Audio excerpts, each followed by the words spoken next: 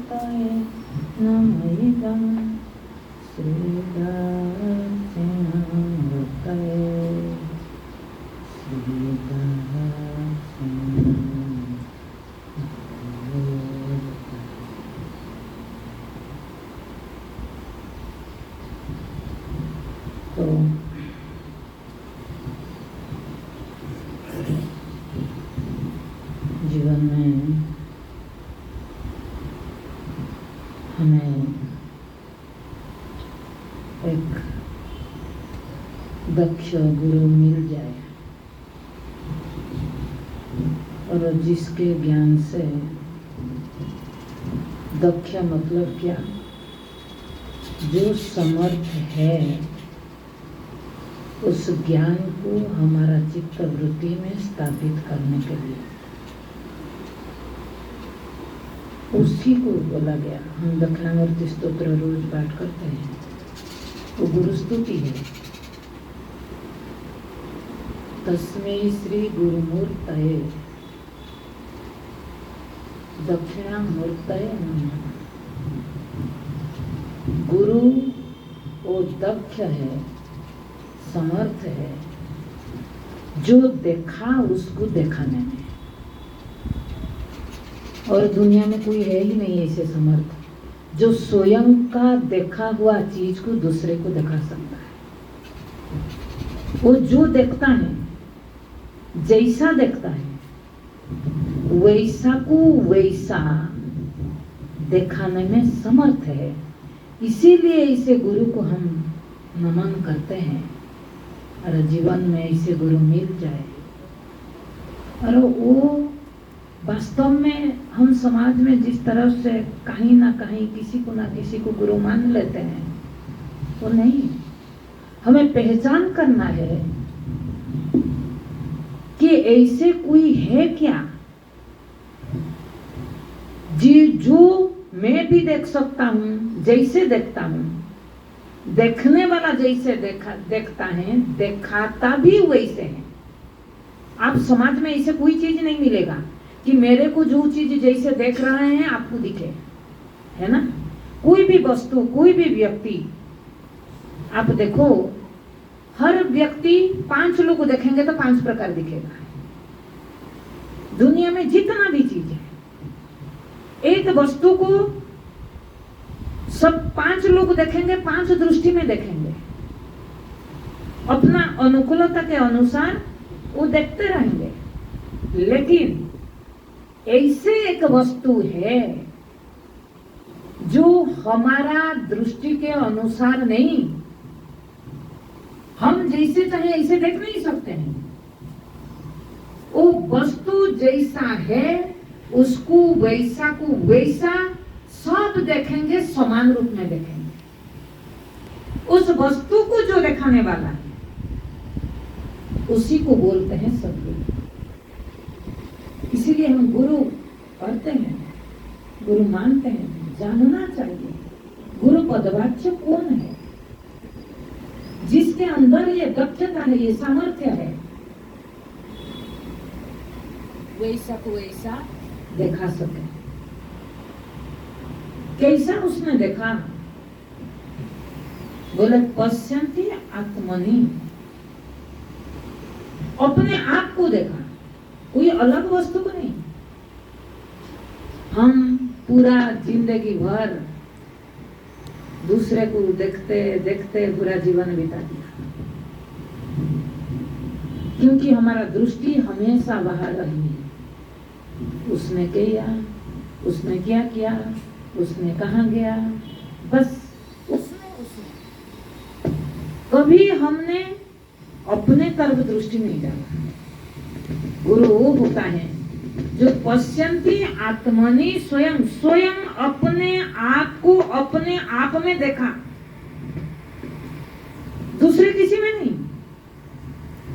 अपने आप को अपने आप के अंदर देखा, और तुमको भी जब दिखाता है तो अपने को दिखाता है, अपने अंदर तू कैसे अपने आप को देख सकता है। कोई सद्गुरु होता है। इसीलिए बोले वो अपने आप को तो देखता है, लेकिन जगत को कैसे देखता है, जगत के प्रति उसका दृष्टिकोण कैसा है।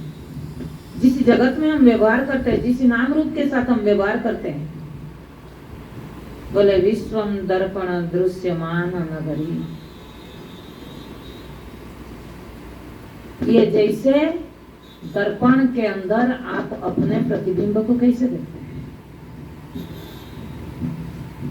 दर्पण के अंदर आप किसको देखते हैं, अपना प्रतिबिंब को हम दर्पणस्थ देखते हैं।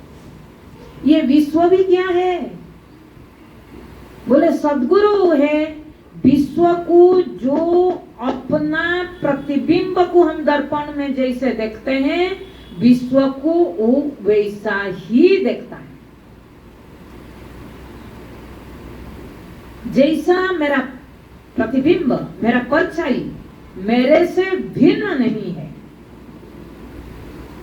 दर्पणस्थ दिखाई तो देता है लेकिन दर्पणस्थ होता नहीं।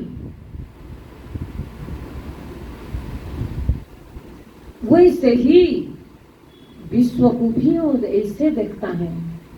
भले ये जगत कहाँ दिखाई देता है? कौन से दर्पण में? अंतकरण रूपी दर्पण में दिखाई तो देता है। जहां दिखाई देता है वहां उसका होना असंभव है। जैसे हमारा प्रतिबिंब, मैं भले दर्पणस्थ दिखता हूं लेकिन दर्पणस्थ हो नहीं सकता है। दर्पण को तोड़ने से भी मिलेगा नहीं। उसी तरह ये विश्व भी वैसे ही अंतकरण में, जिसे अंतकरण में ये नाम रूप पूरा ब्रह्मांड दिखता है, वो अंतकरण में वो प्राप्त होना संभव नहीं है। हमारा एक आदत पड़ी है, हम सोचते हैं विश्व नाम रूप बाहर दिखाई दे रहा है, लेकिन वास्तव में नहीं। क्या बोले? विश्वम दर्पण दृश्यमान नगरी। विश्व दर्पणस्थ दिखता है। हमारा दर्पणस्थानी कौन है? अंतकरण। जगत जब भी कोई भी नाम रूप आप देखो, घट बाहर है, बाहर दिख रहा है या अंदर दिखता है? जब तक वो वृत्ति रूप नहीं होता है तब तक घट का ज्ञान हमें नहीं होता है। किसी भी व्यक्ति का भी, कोई भी नाम रूप आप देखो, जब तक वो अंदर वृत्ति रूप में नहीं होता है, बाहर है तो भी हमें ज्ञान नहीं होता है। होता है किसी को? घट बाहर है, जब तक वो घट वृत्तिस्थ नहीं होता है तब तक ज्ञान नहीं होता है। इसीलिए जगत जब भी हमको मालूम पड़ता है, अंदर मालूम पड़ता है, तो इसका मतलब क्या हुआ? अंदर वो होना संभव नहीं है लेकिन दिखाई पड़ रहा है। इसीलिए विश्व मिथ्या है। जैसे आपका प्रतिबिंब मिथ्या है, कितना भी अच्छा दिखाई दे, आपको आपके प्रतिबिंब के प्रति कभी आकर्षण होता है। आजकल होता है जमाना, है ना? सेल्फी, फोटो, लोग ज्यादा अपने, मैंने वही बोलती हूँ, फोटो देख देख कर कि लोगों का, मैं ये हमारा सत्संगी लोगों को देखती हूँ, जहाँ ही जाते हैं फोटो थोड़ा उनको चाहिए। किसी जगह का फोटो, ये फोटो, मैं बोली कब तक कितना जगह देखोगे, कितना देश देखोगे? नहीं नहीं, ये जगह गए, इस जगह का फोटो रखना चाहिए, हमने गए थे, इसको जितना याद करते उतना अपना याद करो। इसीलिए मैंने कई बार बोलती हूँ, देखती हूँ तो जानी जाते फोटो में, मैं बोली मोबाइल थोड़ा बंद करो, कब तक इसके पीछे भागोगे? परछाई देखना, इसका मतलब समझता है हमारा रूप के प्रति कितना आसक्ति है। और वो रूप आसक्ति आपको आगे लेकर की कौन सी यूनि में लेगा? रूप के प्रति कौन आकर्षण होता है? पतंग। हाँ, समझ लो, ये सेल्फी वाले, फोटो खींचने वाले।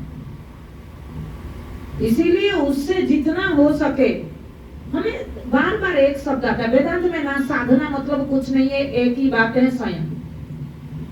ये शब्द को जिसने जी लिया उसको वेदांत ज्ञान स्पष्ट दिखाई दिया।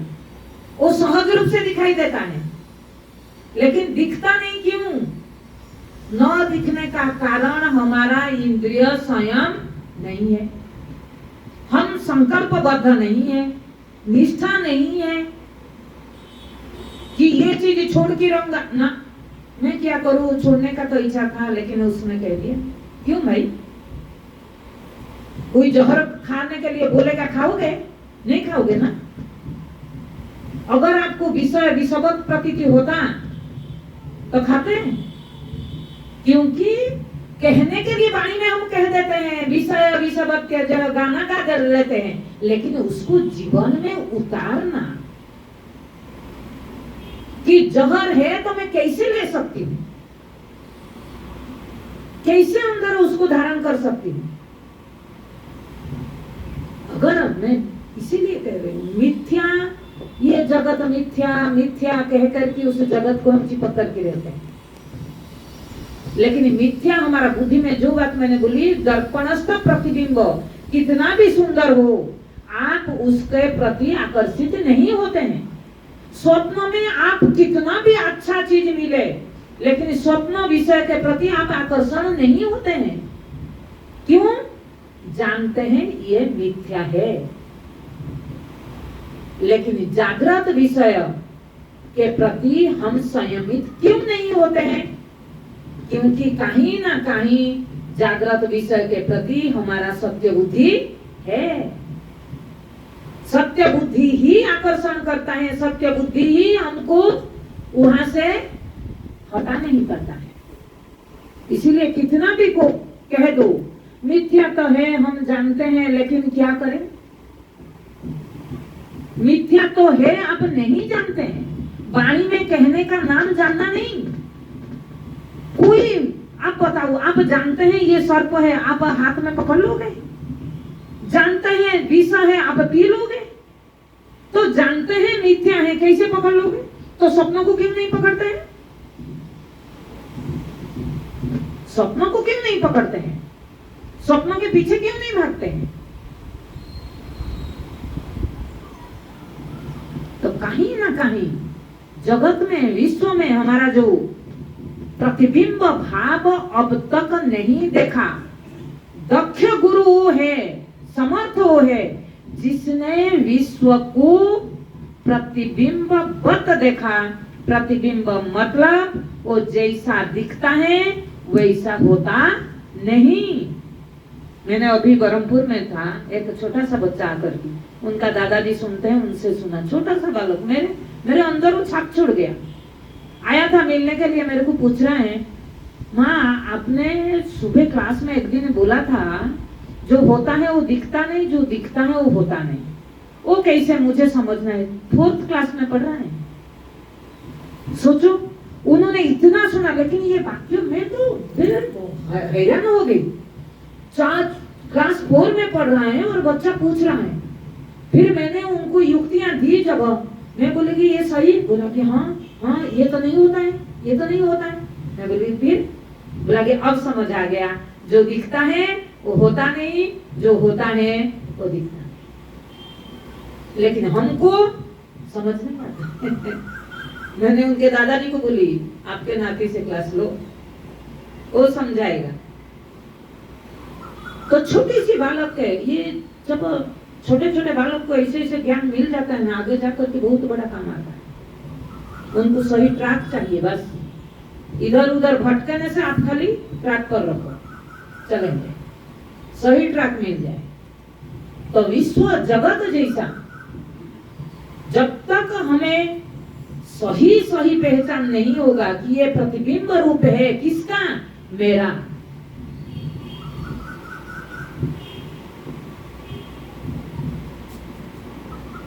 विश्वम दर्पण दृश्यमान नगरी तुल्यम निजांतर्गत। क्या दिया? तुल्यम निज अंतर्गत, अपने अंदर कौन ये विश्व दिखता है, जैसे दर्पण में प्रतिबिंब दिखता है। पश्यन् आत्मनिमा यया बहिर्भूत, ये दिखता क्यों? कारण क्या है? कौन दिखा रहे हैं? स्वयं में दिख रहा है? नहीं। आप चाहने पर भी आप प्रतिबिंब रूप में दिख सकते हैं? नहीं। देखा कौन रहा है? दर्पण। आपको आपका जो प्रतिबिंब दिख रहा है, कौन देखा रहा है? दर्पण। आपको ये जगत भी कौन देखा रहा है? बोले माया। माया मतलब अविद्या। अविद्या का पहला रूप क्या है? अंतःकरण, कर्म वासना।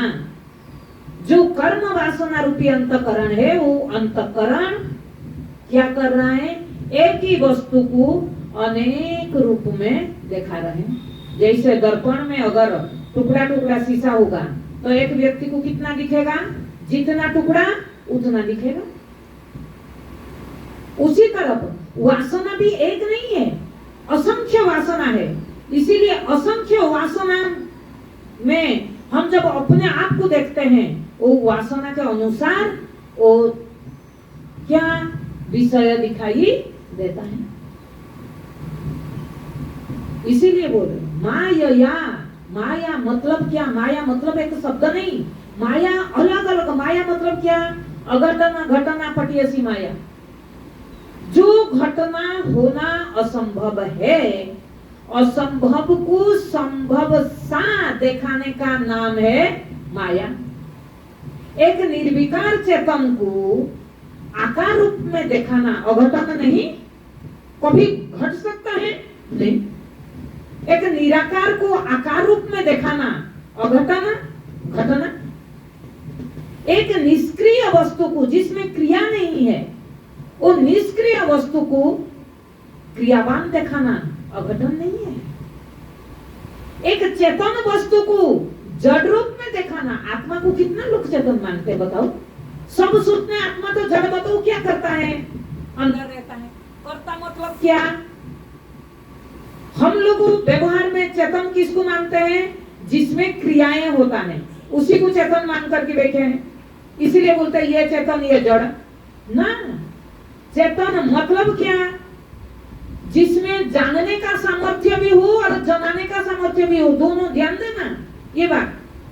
क्या बोलो? जानने का सामर्थ्य का नाम चेतन नहीं है। अगर मैंने कई बार ये दृष्टांत दिया, हमारा इसके बाद आएगा ध्रुव दृश्य विवेक, उसमें आएगा ये बात कि जनाने का सामर्थ्य भी अगर उसमें नहीं होगा तो फिर चेतन सर्वव्यापक, इसको कैसे व्याख्या करोगे? दो भेद तो हो जाएगा, जड़ चेतन दो भाग हो जाएगा। दो है तो द्वैत हो गया, द्वैत हो गया, चेतन खंडित हो गया। चेतन अपरिच्छिन्न नहीं होगा, परिच्छिन्न होगा, क्योंकि जड़ उसको परिच्छिन्न कर दिया।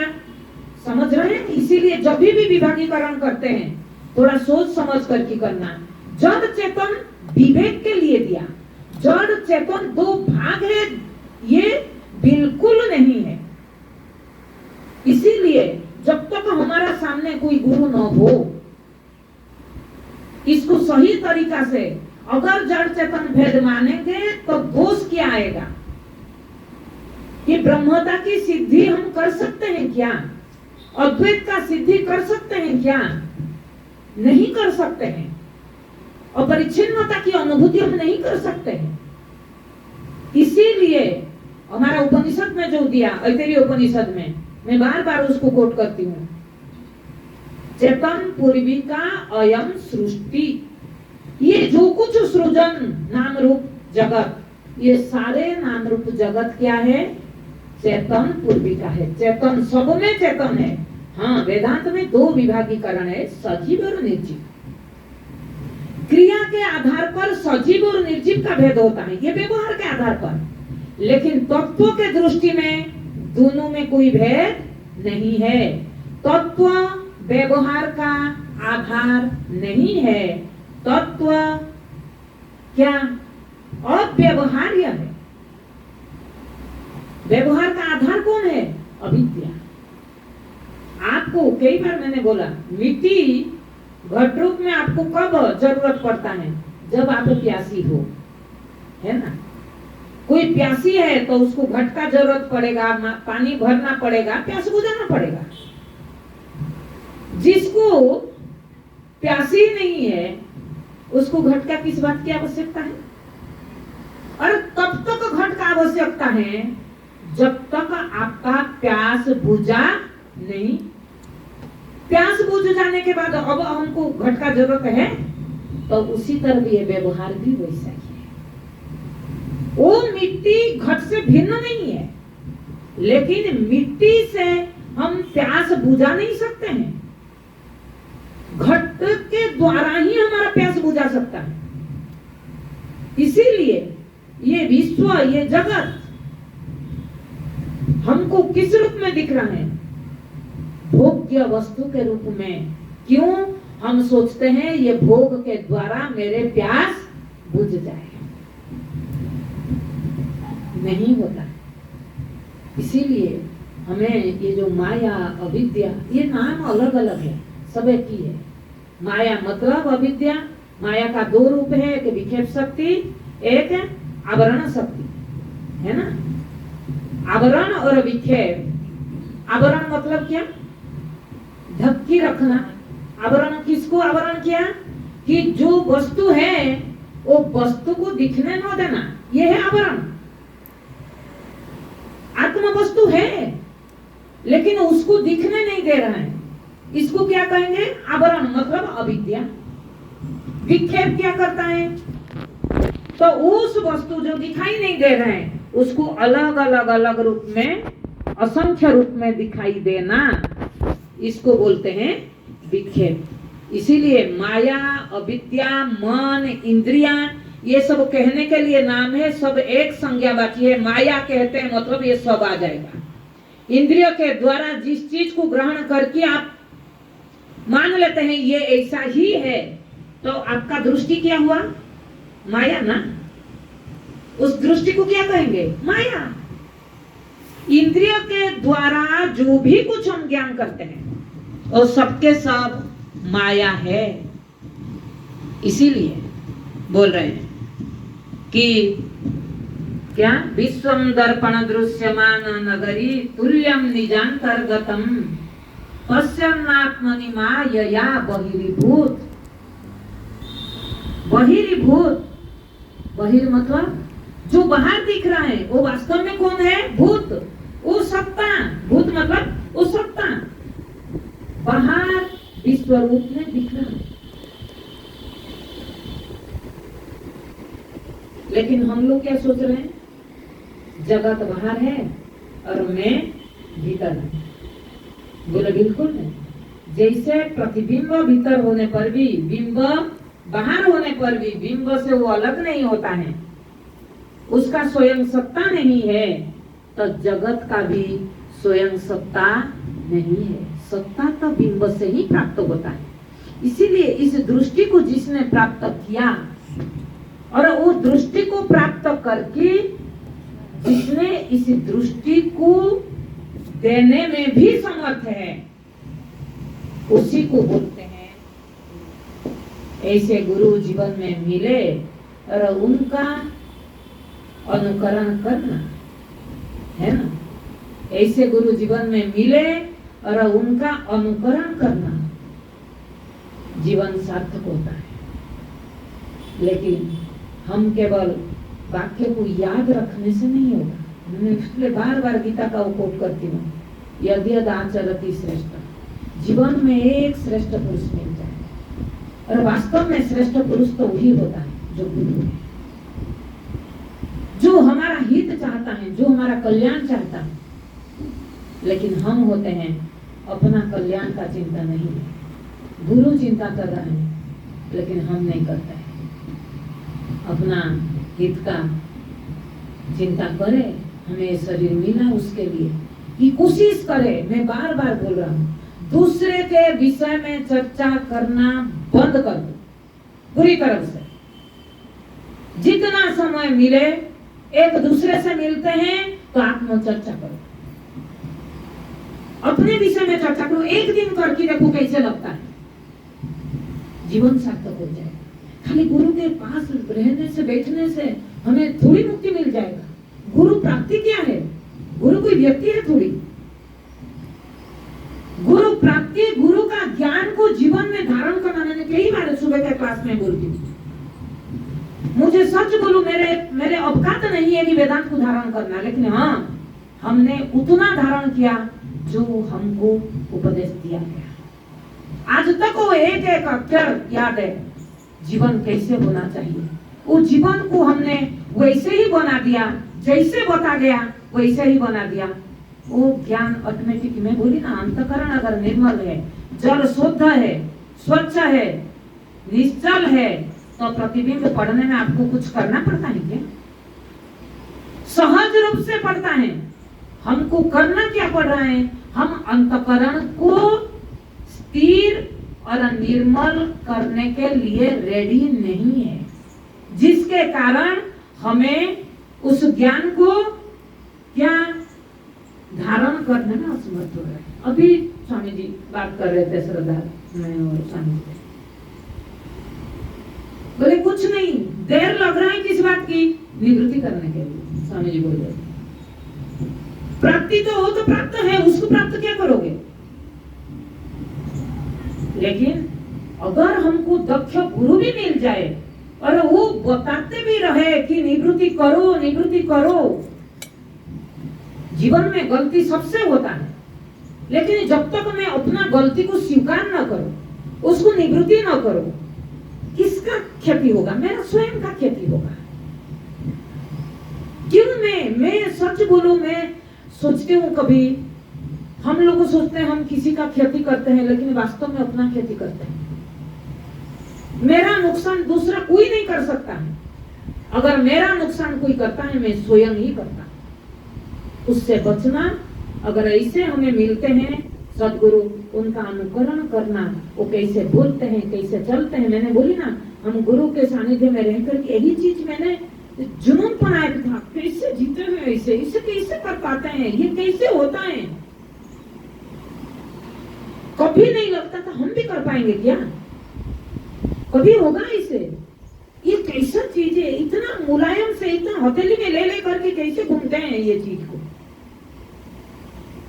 तब होता है जब आपका जुनून, आपका पूरा फोकस उसी पर रहता है। दुनिया कहाँ, मैं बोली ना हमको पता ही नहीं था। स्वामी जी पूछ रहे थे, मैं बोली स्वामी जी आपको पता ही नहीं था दुनिया क्या है, कहाँ है।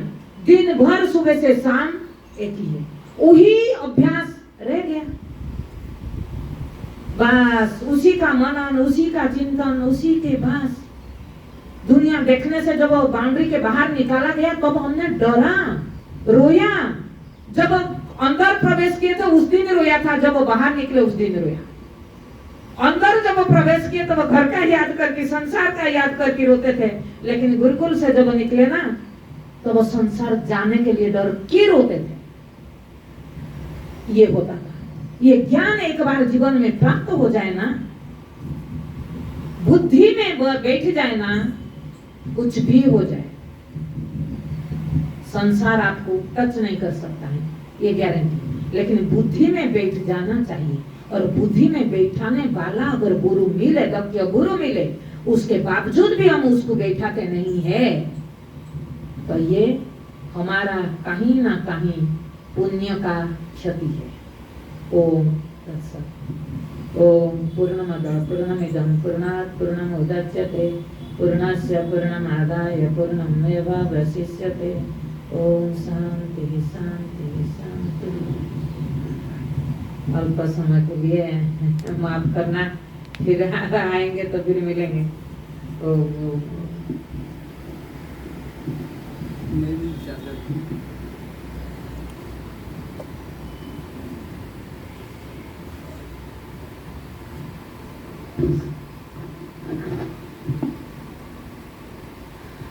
मैली चादर ओढ़ के कैसे, मैली चादर ओढ़ के कैसे, द्वार तुम्हारे आऊं,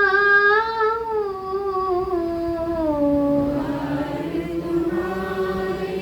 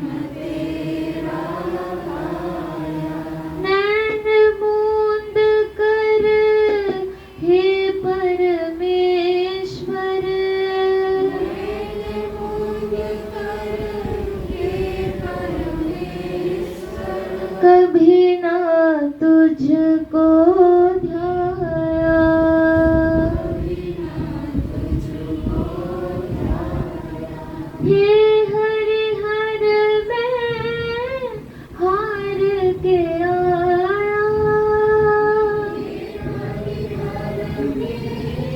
हार के आया, अब क्या मुख दिखाऊं,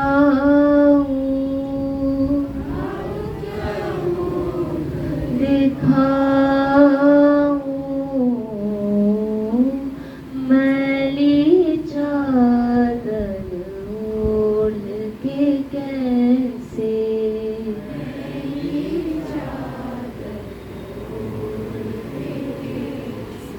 द्वार तुम्हारे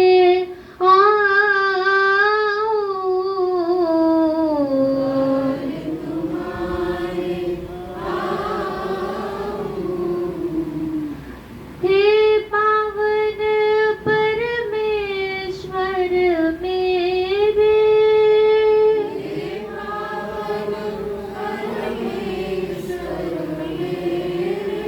मन ही मन पछताऊं,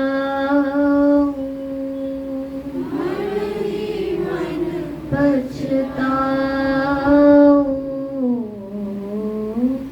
मैली चादर ओढ़ के कैसे, मैली चादर ओढ़ के कैसे, मैली चादर ओढ़ के कैसे।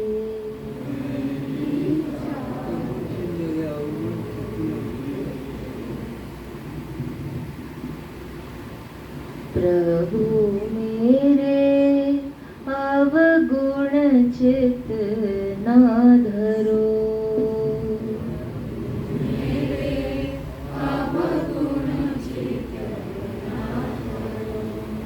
समदर्शी प्रभु नाम तिहारो,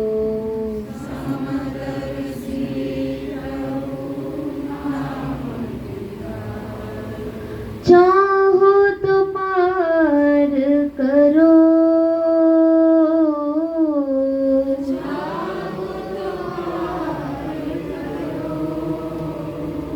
प्रभु मेरे अवगुण चित ना धरो,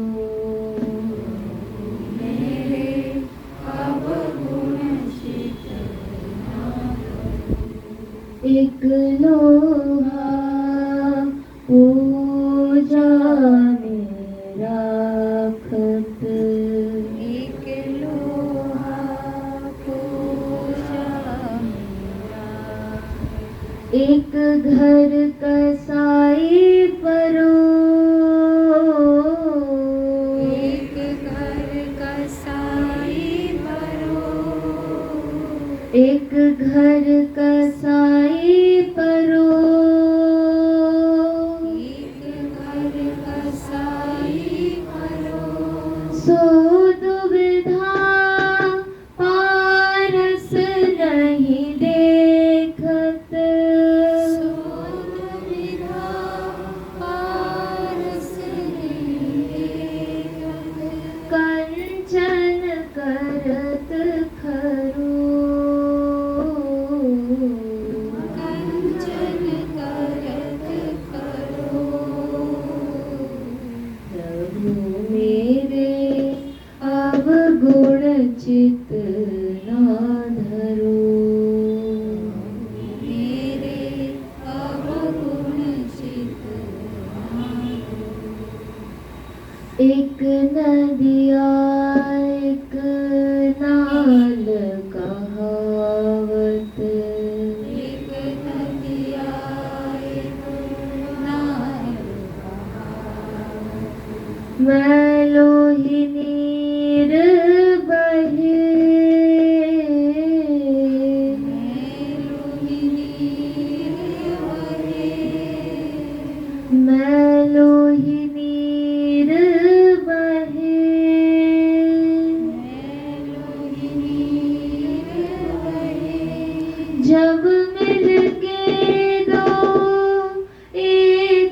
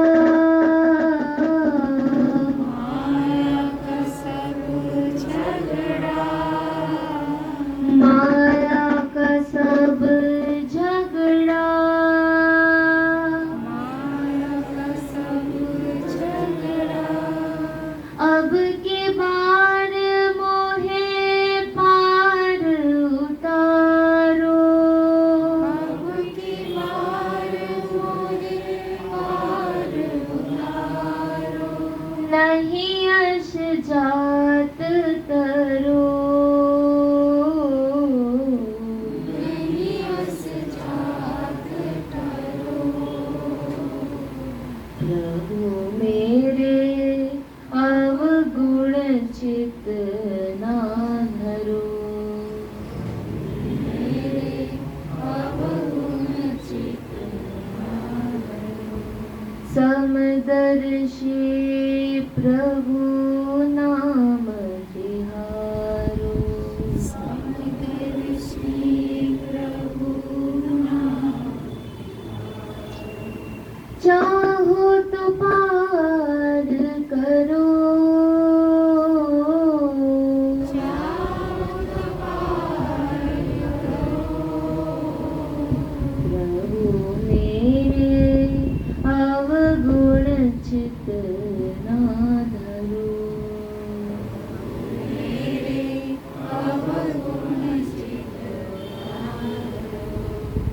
प्रभु मेरे अवगुण चित ना धरो, मेरे अवगुण चित